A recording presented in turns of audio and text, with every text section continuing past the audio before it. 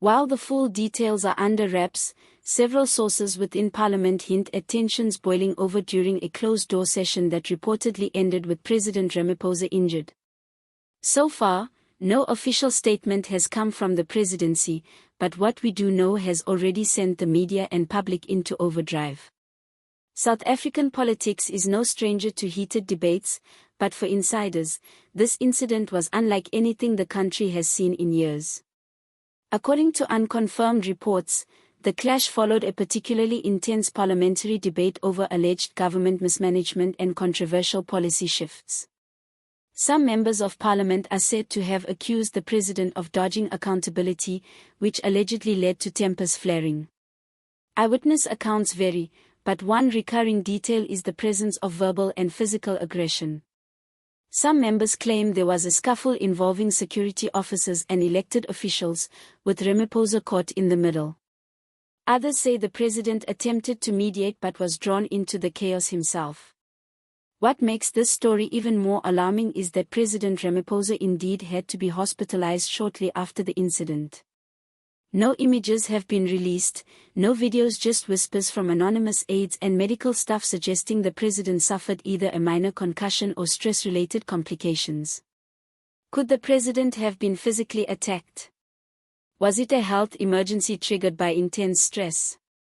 Or is there something more sinister brewing, a deeper political game at play? South Africans are demanding answers. So far, top government officials have refused to comment or have issued vague statements about the president's health. The opposition wasted no time in calling for a full investigation, some members accusing the ruling party of trying to cover up what they claim is a sign of deeper dysfunction within the ANC and its leadership.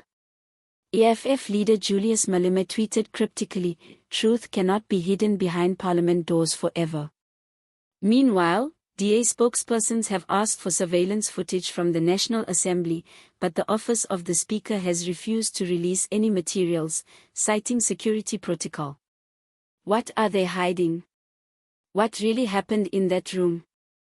The streets of social media are abuzz with theories.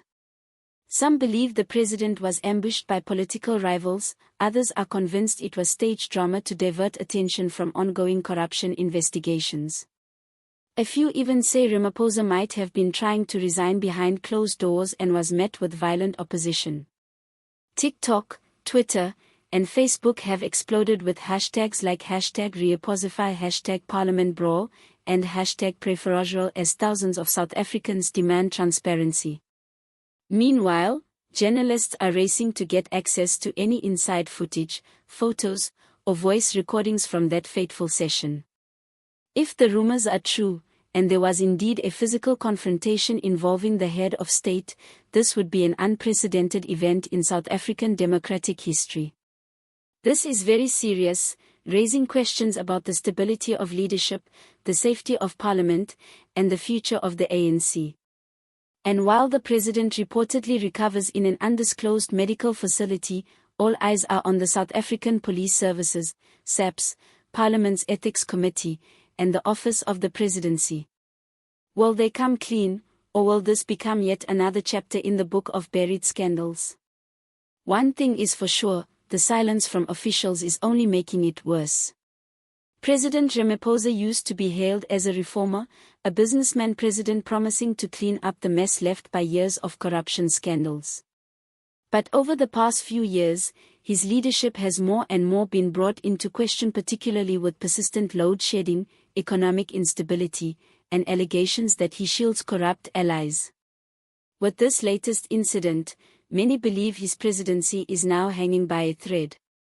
But should he recover and return to office, he will have to face not just physical recovery but political rehabilitation, and fast.